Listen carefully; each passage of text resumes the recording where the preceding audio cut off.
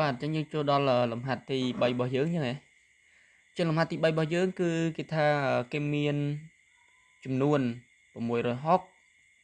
បាទ540 645និង610ចឹងគេសួរយើងថាតើចំនួនណាខ្លះជាពហុគុណនៃ30បាទចឹងយើងដាក់ចម្លើយមកចឹងដាក់មកថាតើចំនួនណាខ្លះជាពហុគុណនៃ30ចឹងយើងសេមកគេមានចំនួនខ្លះយើងសេរៀបរាប់ប្រាប់គេសិនមកណា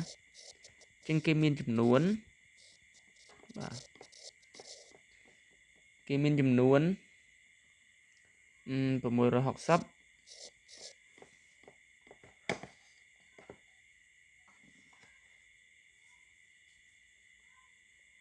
បាទ540 645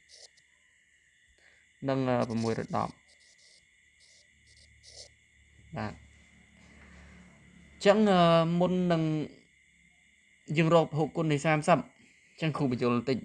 គ្រូរំលឹកយើងបកទៅមេរៀនយើងសិនណាចឹងមេរៀនរបស់យើងគឺពហុគុណតួចែកនិងពហុគុណស្អីគេទៅតួចែកអីគេទៅពហុគុណចឹងណាបាទចឹងក្នុងមេរៀនហ្នឹងស្រួលហើយស្រួលចំណាំឯវិធីចំណាំមាន2ណាស្រួលមែនតើចឹងតួចែកមានន័យថាបងឯងទៅចាំថាតួចែក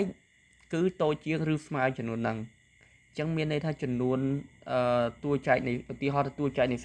30ចឹងតួចែកនៃ30គឺតូចជាងឬស្មើ30ធំបំផុតឯត្រឹម30មានន័យថាជាចំនួនទាំងឡាយណាដែលយើងយក30ចែកមួយចំនួនទៅវាចែកដាច់អាហ្នឹងគេហៅតួចែកណាបាទដល់ពេលពហុគុណមានន័យថាធំជាងឬស្មើចំណាំវិញណាធំជាងឬស្មើអញ្ចឹងធំជាងឬស្មើហ្នឹងគឺមានន័យថាឧទាហរណ៍ដល់គេរកពហុគុណនៃ30អញ្ចឹងយើងយក30ហ្នឹងវាអាចគុណជាមួយនឹង1ក៏បានគុណ2ក៏បានគុណ3ក៏បានគុណ4ក៏បានគុណឡើងរហូតបាទគុណឡើងរហូតអ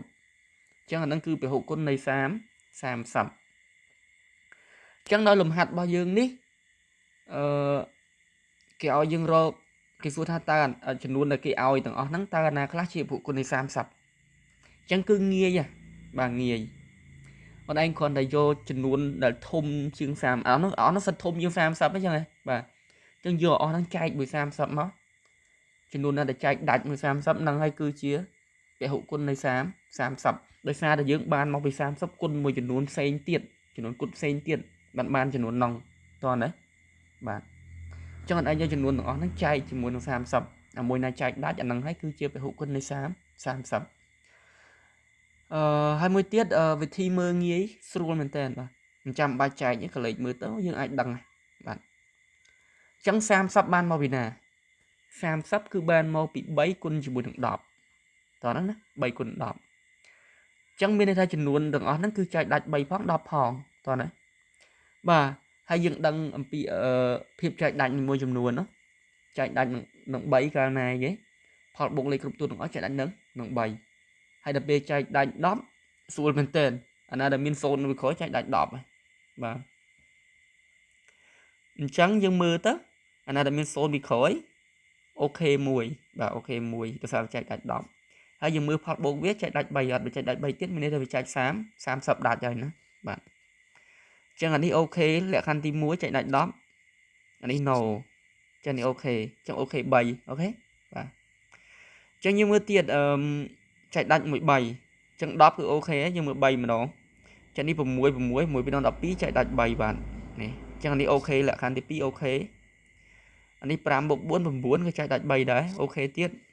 6បូក1 7ចឹង7ចែកដាច់មួយ3ទេ no ចឹងចម្លើយយើងមាន2នេះទេណាបាទចឹងយើងមាន2នឹងទេបាទមាន2នឹងចឹងយើងដាក់មកដាក់ចម្លើយមកបាទចឹងគេបានពហុគុណនៃ30មានតើមាននេះខ្លះ660នឹងអីនឹង540ហើយយើងឆ្លើយមកបាទដូចនេះមកដូចនេះបាទពហុគុណ នៃ30មានក៏បានឬគឺក៏បានណាគឺបដ ாய் 660និង540បាទចឹងលំហាត់ទី3របស់យើងគឺចប់ប៉ុណ្ណឹងបាទហើយបងប្អូនកុំភ្លេចជួយ Subscribe Channel គ្រូហើយ Follow Page គ្រូផងហើយ Share វីដេអូទៅកាន់មិត្តភ័ក្តិយើងបានរៀនទាំងអស់គ្នាណា